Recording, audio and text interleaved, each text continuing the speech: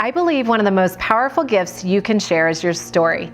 Sharing your story to be a beacon of light for others, empower change, and connect to the bigger world around you. This is how we heal. Everyone has a story worth sharing. These are the beautiful stories inspired by badass women and their lasting legacy. This is the Female Impact. Laurie is a natural-born risk taker and has lived her life with lots of grit. As a successful business owner of one of the leading women's fashion stores, she attributes her success to part luck and part hard work. Success to her means going to work but never feeling like it's work. She sleeps well at night knowing her company employs other women and supports their lifestyles and helps them provide for their family and give back to the communities they live in. She is the Female Impact. Hi, and welcome to the Female Impact. I'm Liz Logan, and today I am talking with the brilliant Laurie O'Connell from Perch. She is a powerhouse in women's fashion. We are lucky enough to have her in Colorado, and we're gonna just dive deep into her success story and what has made her become one of, I truly believe, one of the top leaders in women's fashion. I really think you've just nailed it. So welcome. Well, thank you. Yeah. It's really too many compliments, but I appreciate it. No, it's so great to have you here. You know, when I decided to do this series, I was really wanting to connect with female leaders in the world because I feel like, you know, we're all in a position where we know we have big dreams and ambitions in our life, but sometimes it's hard to bring those to the forefront and actually let those be what we truly live. Right. And out of all the people that I know, and I'm going to start tearing up already in this episode, but you have nailed that. And I'm so proud of you for that because I just feel like it's been really fun to watch and witness. How many years have you? 7, and in a few weeks it'll be 7 years. So 8 years since I started the business, but 7 since we've been live. And tell us a little bit, because most of the people watching may not know what Perch is, but essentially 8 years ago, you came up with this concept of Perch. Tell us what that concept was and how it came to be. Yeah, I mean, I always say, you know, business becomes a little bit of a cross between desperation and necessity. You know, I was feeling this channel in my life where I had spent a lot of time in New York City. So when I, worked in New York City, you sort of have this pace and this drive. And then I moved to Colorado and it was much different pace, much different attitude. Yeah. And I was trying to figure out how to mix those two. And I was working here for several companies. And, when you work for other people, you're sort of put into these boundaries a little bit. Right. And I just started feeling this energy of like, I need to own something, I need to do something. So the desperateness was sort of creating my own business. Yeah. And, I really kind of felt like that I could have done anything. And I looked around, I had fashion as a background and I was doing a lot of research and I thought, you know what, I'm going to start my own store, my own boutique, in Vail. Better than anyone that we don't have a lot of boutique options and clothing options. And I had worked for companies such as J. Crew and Calvin Klein. So I knew enough to be dangerous. Yeah. And it was really how to apply that. Yeah. How to apply all the things that I've learned and take it to kind of the forefront where I was working. When you're working in corporations, you're sort of in the background learning, but it was, being front facing to the customer versus, behind the scenes. Absolutely. Well, and it's been such a brilliant mix of your talents because as you said, I think a lot of times in life we gain a certain skill and we don't think it's applicable to what's coming next. Exactly. But when you get to come to the mastery of what your life looks like and how you create and design your life, you can then start to mix all these talents as you did and go, okay, I've got this piece of knowledge over here. Now let me dabble in this. Yeah, and they were sort of dormant, or I assumed that I didn't know enough to do buying for a store or to do merchandising or to build a business plan, and I took a risk, obviously, and it paid off. But I feel like what I learned from all of that was that I did know enough to kind of take it over the fence. Yeah. And I think that's such an important point if you're watching this right now.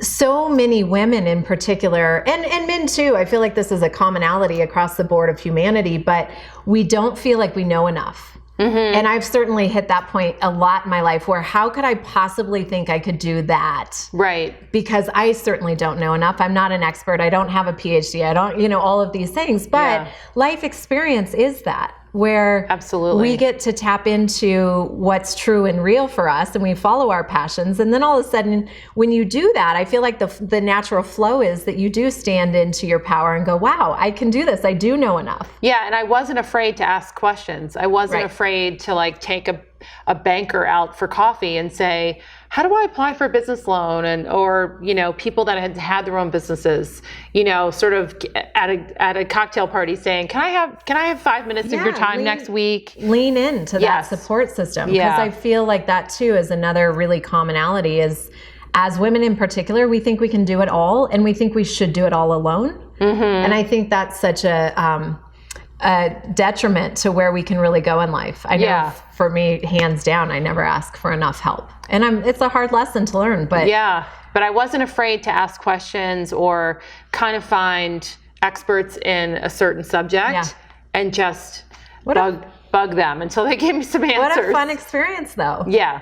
No, and what ended up being the creation of Perch, if you haven't experienced Perch, you have now 3 locations. Correct. Yep. So you're Vail, Cherry Creek, and Nantucket. Okay. So all really, really amazing places.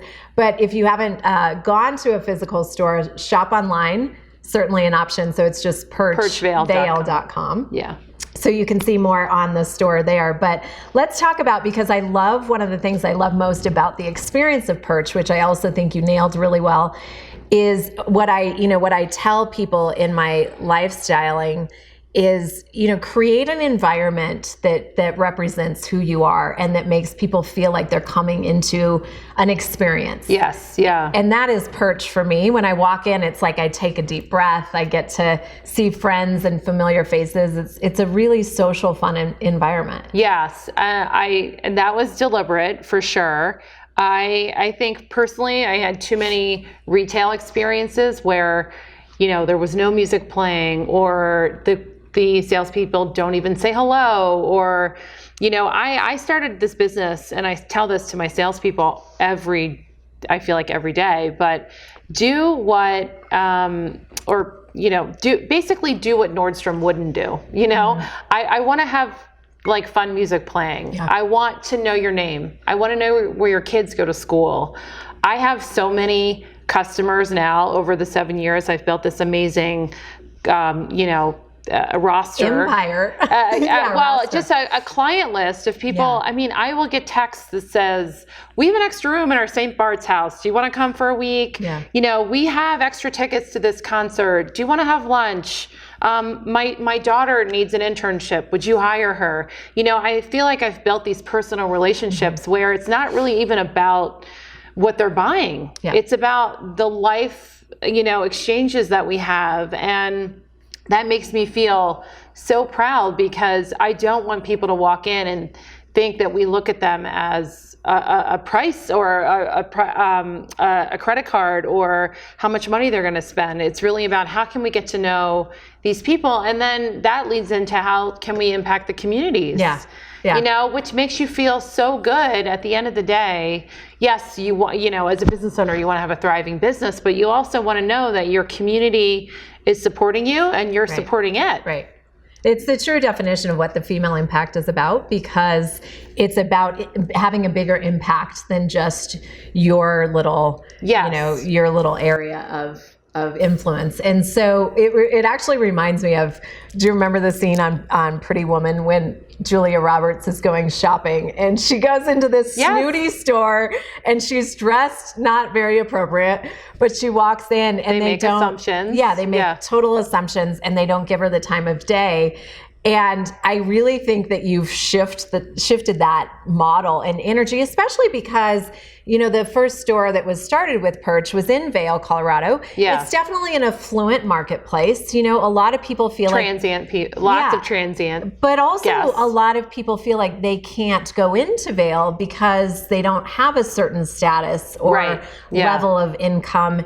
And I feel like Perch has, even if you don't buy anything, just the experience to walk in, it's been really welcoming and good. A neighborhood experience, I think. That's good to hear. Yeah. I mean, you just want to have a place to go where people feel like they're at home and can come in and chat. I mean, we're all people. I hire women that are people. I'm a people person. Yeah, of course. I love to know people's story. I love to know, I mean, your husband was my son's doctor when he was 4. Like, I love those connections that we all have to one another. And I feel like Vail is a special place because Vail, people that come to Vail have their own personal story with Vail, their own personal connection. And so they want to talk about that when they come in. Yeah, absolutely. And I always say we're not just really a neighborhood store, we're a world store. And you are. Because people come from all over the world. Absolutely. And that's really special. Yeah. Well, you've definitely created an amazing environment. Thanks. But how would you define success in your mind? That's just a huge question. I used to think that it was, reflected by your bank account, right? Like you're successful and, because I do meet all these women that come in. I have a client who runs a division of Goldman Sachs, and I look at her and think she's very successful. Yeah. I have Kendra Scott, who shops with me, who's a jewelry designer from Texas, who started a jewelry company out of her garage, and I look at her and I'm like, she is uber successful. And then I have women that, just have their own consulting businesses or plastic surgeons but for me, I feel like it's no longer, it no longer equates to how much money I have in my bank account. It really equates to how content and how excited I am to go to work every day. Yeah. And yes, I can put food on the table and, pay for my kids' tuition. But I really feel like it's a reflection of, how gratified you are every day to get up. And when it doesn't feel like work, but yet it's, your livelihood, I feel like that is the definition of success. Absolutely. I love that you brought that up because I do think that we're fixated on this success equals financial wealth. And a lot of people will get there and they're miserable. Right. A lot of people are committing suicide at the very top of companies because the pressure is so grand and they're not feeling their passion. And I always say, if you can actually live out your dreams and do what you love and find that passionate place to go follow what like your story, that who you are and what you do become one. Yes. And it's no longer like, oh, well, this is just my work, but then I go home and I put on a different completely hat. But if you're actually really tapping into your strengths and your passions and what makes you feel alive and how that influence and impact can, influence a whole community. Yeah. I think that's where the success thing comes in. And you've done that. Well, and you have to be willing to, dig deep and say, God, yeah. What is it that I want to be doing? Yeah. And I feel like my path to this, success sometimes is, I always say like a combination of luck and hard work. Yeah. I got lucky in the sense that I discovered sort of what I thought I would be good at. And I just applied a lot of this hard work to get there. But I do think a lot of it is also risk-taking. So many people have come up to me, especially women, have said, oh my gosh, you're so lucky that you have this, that I am too afraid to do this. Yeah.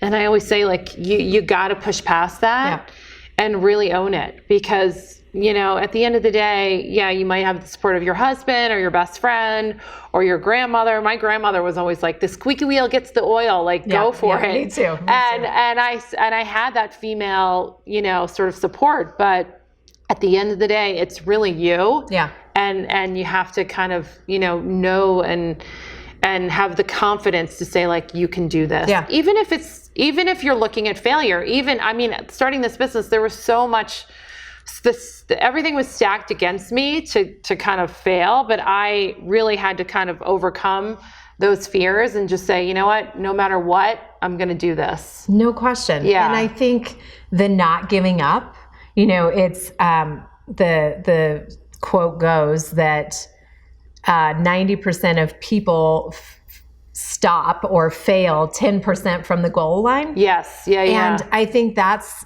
a really good, important position to remind people of, that if you are doing something that you're passionate about, one, I think it's easier to push through the hard stuff. Yes. Because you're like, okay, but I still want to do this. If it's something you don't like, those hard moments become harder. But I feel like when you can overcome those hard moments because you really see the vision and you really want to hold true to the commitment you've made towards that goal. Yeah. It's a different path for sure. Well, I looked at it, which, I don't know if everyone's process is the same, but it was a sequence of events for me. So, I plotted it out on a vision board and said, okay, here's step one. Mm-hmm.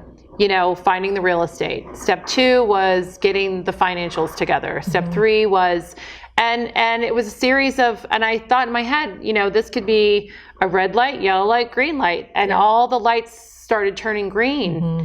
And I was like, okay, we're doing this. How cool. So cool. If you can kind of look at it like that, I think it's been, me telling that story to a lot of other females has given them sort of like, okay, now I can see how it happens, Yeah, and I think the realistic approach that you're talking to is you've got to do it in baby steps. Everything in life. I think that the trick that a lot of the brain goes to, and I teach a lot about mindset in building a dream life and really living into your passion, but I think that we get tripped up because everyone looks at you and sees this successful brand, but they don't know what's happened for you for 8 years to get to this point. Yeah. Right? Or it's too overwhelming to And so it's like, I just want to be over there. Well, actually, in order to get there, you've got to take these baby steps that are intentional,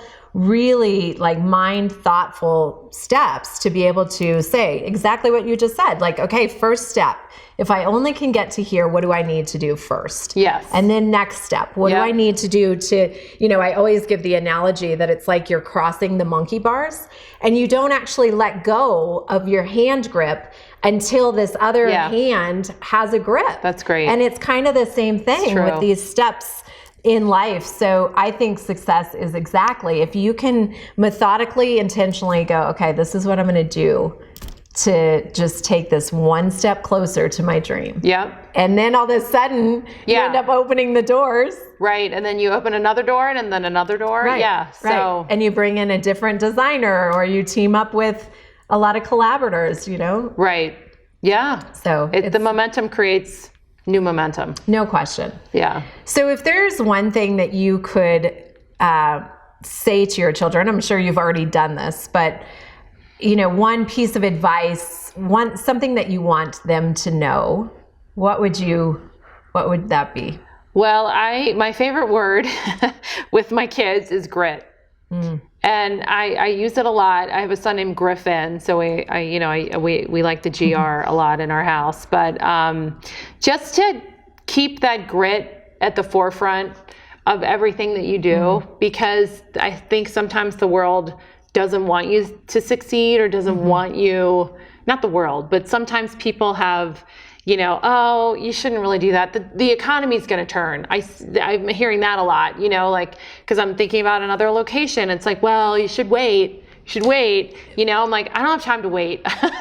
You got to, We live in a world of fear. I mean, honestly, just by the time you get in the car, if you turn, I don't watch the news because I can't handle it. It puts me into such a distress. But if you look at the overall information that we're being flooded with, it's all fear-based. Mm-hmm. So fear is a huge factor of success, that if you listen to all those voices out there, you are going to be dead in the water. Yeah. And so you have to have that grit. So I tell them a lot, just to persevere, stick through it. And the other thing that I think is important is to listen to your intuition. That served me very well And you got to just go with your gut, that whole cliche of going with your gut, because again, the outside chatter and the naysayers can play a role in whether you make a left or you make a right. If your brain and your body is saying go right, and your friends and maybe somebody else that you want to listen to says turn left. Yeah. I've just always listened to my intuition, and it just served me really well. Has that always been something you've had? I don't know. I guess. I mean, I don't know. Yeah. It's. Do you remember a time that you didn't have that? I guess it's just surfaced with this business because I've had to make decisions on the fly, and without the consultation of somebody else. Right. And I make mistakes, but I think when you are firing on all cylinders and you're, moving along a path, it's your mistake to make, or it's your success to applaud. And I think my intuition has just served me well most of the time. How would you say, because I find this a lot for me, when you own your own business, it's stressful because it's you, it's all on you. And you're in a position where you're actually employing people. So they're relying on you for a paycheck and a lifestyle and being able to provide for their family, all of those things. But how in those moments of contemplation, there's a stressor that's come up and that the answer is, I got to tap into my gut. Is there something that you do in your life? Is it, do you go home and get quiet? Do you, is there a practice that you have in your life that you would say that helps you connect with your gut? That's a good question. I really do take meditation seriously. Mm-hmm. So, I'm not a huge practicer, but I will for 5 minutes every day. I think it's an important thing to slow your brain down and give it some rest. And then I think that combined with exercise, I 7 days a week try and get some exercise, and that helps me reset. I think also putting the phone down. I have to have like an hour of the morning where I'm checking all my messages and then give it a break, because I feel like I'm constantly being bombarded with information and being called upon to provide information. Yeah. So there is just a pause I need to take during the day. I'm a good sleeper, so maybe that helps me reset. I just think that once you have experience with your business and you've got some mileage, so I'm 8 years in, there's a trust factor that comes into play. Like you can can call on your history, you can call on your, what's happened 3 years before. Oh, that didn't work out, so I'm not going to go there. Right. So, I asked that because the way that you answered, when you tap into your gut, it's something that hopefully everyone at some point in your life, you can really feel what that feels like, because it's the deepest truth, right? It's our soul saying, look, now you're in, it's almost like you hit a target and it goes, like, yes, now I'm in my gut. I'm checking in with that. Yeah. But so few people really practice that. They look at that external factor of influence instead of really getting quiet enough to sit into the wisdom that we hold within ourselves. And so for you to say that, that's a quality of a natural born leader. There's a couple characteristics that really research wise has separated leaders in all aspects, men, women, children even, that have certain qualities to them. And being able to tap into the gut is a very big one of that. For me, living in the mountains, it's one of my passion points of just being able to, I feel like I have deeper levels of oxygen, which is totally counterintuitive because we don't have oxygen here in the mountains. But I feel like I can go, if I'm really strung out or contemplative and can't get out of my head and I'm going, oh my God, all these things are going to happen bad, and I go get lost on a trail. It has to be a dirt trail. Yeah. And if there's something about connecting to the earth that for me, all of a sudden, in the quietness, I turn everything off, and just the quietness of the aspen trees and the pines. There's nothing like it. that all of a sudden it's like, okay, now I can think clearly. And it's kind of what you were saying about turning off in the morning, because again, you know, part of success is learning how to navigate through really extreme times that we're living where the demand is greater. I mean, we've got social media going, hey, as a business, you've got to do this, this, and this. We've got regular things that we've got to be doing, just operational things. It's a lot. It's a lot. It's a lot. So good for you to figure out. Yeah. Take a little time out. Got to. Every couple hours, you have to. Yeah, that's awesome. So what did you believe about yourself that really allowed you to step into the experience of your success and, you know, things that you had to tell yourself during the hard times? Wow. What did I believe in myself? Well, I said earlier that part of this journey, I got to a point where, I mean, desperate is a strong word, but I needed to do something. So I feel like the pressure that I put on myself to do something that I could be responsible for, and finding a business niche that the community wanted and needed. And so the sort of the crossroads of those two concepts really pushed me in a way that I didn't even consider failure, stopping, looking back. It was necessity. It was just this whole forward motion. And then, you know, once I got rolling, you know, with those milestones, it just was the inertia gave me so much confidence that, and I wasn't even thinking that I was going to be successful. All I wanted to do was open the doors to this retail store and have one customer come in and shop. You know, I didn't set out to say, I'm going to be a huge success, or I'm going to open 3 stores, or I'm going to, you know, be a profitable business. I made plans to be a profitable business. That was the hope. But I didn't. You know, for me, I guess this is going back to my sorority days, but the integrity for me was in the journey, not the finish line. You know, yes, I was so proud to open that store, and people came in and started loving it, and I had good word of mouth. People like you would come in and be like, oh my gosh, everything in here is so great. But once I started, you know, I got so fixated on, I have this, you know, path, and I have to open the doors.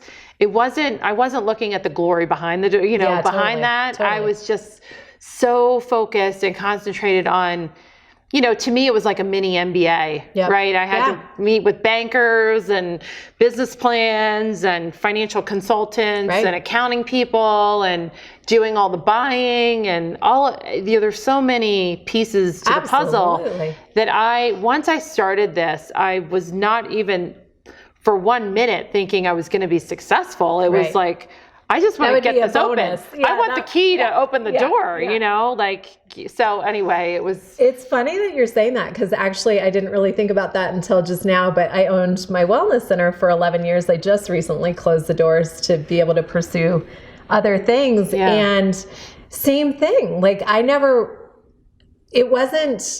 can't wait till I'm super successful. It was more, I see a need. I want to make sure people have a place to heal. And I tell this story a lot, but my favorite story of that is a woman was sitting on the couch while I was up at the front desk, and I thought she was checking in for an appointment. And I asked her, you know, who she was there to see. And she was like, actually, I just came from chemo and I just needed a couch to sit on. And this space is so welcoming and inviting to me. And I remember going, first of all, of course, I'm crying and I'm hugging her going, oh my God, this is such a moment. But for me in business, as success goes, that was a moment that I'll never forget, because it wasn't about the money. It was about providing something beyond what I ever could imagine for this person struggling through one of their hardest times in life, you know? And so it's incredible when you, again, can just stay the course and really tap into your true passion. I think when you get diverted into it just being about financial success, we get caught up, we get tripped up, and it's not really what our souls are going after. And so, and I think your customers, you know, for me, if I wasn't true to that vision, I think my customers would pick up on that. You know, for me, Perch has always been, and I feel like my people and my customers know this, it's about my customers. It's not about me. Right. I've never run the business with the, you know, sort of imagery of, oh, Laurie is a fashionista and, you know, she looks amazing at this venue or this event. It's about when my customers look amazing at this venue or this event. You've done that very well. They come in and they, you know, like they'll have a predicament of, I'm going to Punta Mita in 48 hours. I need a couple things. And, you know, it's winter here. So what do we need to do to scramble to get some summer clothes? But we'll do it. I want women to feel comfortable and confident that, you know, they can walk into Perch and know it's going to be about them. Know it's going to be a great experience, great customer service. You know, I get calls from New York City. I have an event in 48 hours. Can you overnight the address? Which is pretty amazing. Which is amazing, yes. When you're getting a call from New York with every store imaginable, and then you call. But that's actually really true for me too, because I'm not a shopper. And when I need something, I call you and I'm like, okay, so I just need a couple things. Do you have anything in stock? You know, but now I find myself, even if I go to Denver, any cities, I was just in Chicago, all of those have great stores. But when you find a place that kind of can capture your personality and your style, then it's like, well, you just call them. Make it easy. So you've been that. You've been that for a lot of people, which is amazing. Well, yes, it's nice to have all these ladies that just love what you do, and I think it goes back again to building relationships and just getting people to trust that you know. And these women that I serve, you know, busy moms, right? They even as they become empty nesters, I think that the last thing they really want to do is spend time shopping. Right. And our modern world has created a lot of demands on our time. And so if I can make that easier, you know, that's what I'm here for. That's awesome. Yeah. Fantastic. Yeah. I have fun doing it. Yeah. Well, you do a phenomenal job. Oh, thank you. You really are such a beautiful success story. Thank you. For sure. So let's go into a little laser round of just questions that I'd love just one word answers as we talk through this. But, sure. You know, I think one of the most influential things in a woman's life, and in anyone's life, I shouldn't just say women, but because this is a specific to women series, who do you feel like was the most influential woman in your life? My grandmother. Both of my grandmothers, actually. They both lived into their 90s. And I think they, you know, came from a generation of, you know, women were really to be seen and not heard. Yeah. And I think as I was born and growing up, those concepts changed. Yeah. And so they really wanted me to learn to be independent and to speak up for myself and all of those things that they didn't really get to do. Yep. I think grandparents are, especially grandmothers. Yeah. If they're strong women. Super strong there women. There is nothing better than to have that in your life. Yep. What do you feel like the world needs more of right now? Niceness, you know, kind gestures, kind words. Pretty simple. It's pretty simple. Absolutely true. Yep. What does happiness mean to you? Just a beautiful Colorado blue sky day. You know. Amen to that. Yeah. We're lucky. Beautiful children, healthy children, and of course my black lab, Seamus, taking him on a nice hike. I think we over exaggerate what happiness is. You know, so. Well, and again, I think happiness is not about the external, you know, happiness is a place in your heart where the dog walking your lab is a joyous moment. And all of a sudden you're feeling this sense of happiness. Yes. You know? Yeah. Although I will say I've been very happy shopping in your store. A lot of people are, yeah. That to me is a very happy point. Yeah. What does badass and beautiful mean to you?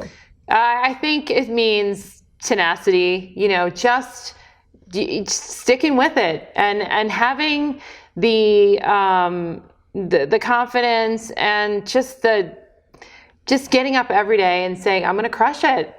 You know, I laugh. I have a good friend, and you probably know her, who we call it the conference call every morning, and we chat for 5 minutes, and it's almost like a little pep talk. I love it. Like, you go crush it, and I'll go crush it, and we'll talk at the end of the day. I love it. And so you may have to three-way call me right. For that. You know, and it's not a female empowerment thing necessarily, but I think women get so much more emotional support from other women. Absolutely. You know, I mean, my husband's always there for me, but I feel like my girlfriends are the ones that are like, you know, they're always answering the phone. Yeah. There's a difference, and I think, you know, men need men as well, just the same way that we need female. But, you know, my husband wants to hear it in 5 words, and my friend will listen to 500 words. So, you know, there's a thing of letting me just talk and listening to me. Absolutely. So absolutely. Anyway, and then complete this sentence. I want to be. I want to be old. You know, I want to grow old and be able to see my kids, my boys become men and meet their children, and what a beautiful gift. Yeah. You want to live a long life. As I said, my grandmother's one just passed away at 99. Wow. She had just turned 99. The other one was 94. So I have this expectation that I will be living into my 90s. I think there's something to that. But there is also the sense of urgency about life that, you know, it's fleeting, and you have to be happy and find joy and hold on to it. Yeah. And not take it for granted. I love it. Yeah. Thanks so much for coming here today. Laurie, as you know, is just a badass in the world, in the whole world. I mean, I really do feel that way, and so blessed to have had you here today. So thank you. There'll be more conversations, and I am actually dressed in a little Perch fashion. This is a beautiful sweater from Perch. I feel very lucky to have you right in my backyard. You look good in pink. Thank you. I feel very bright and happy today. Yeah, that's right. Thank you. Beauty. Thank you. It's been fun.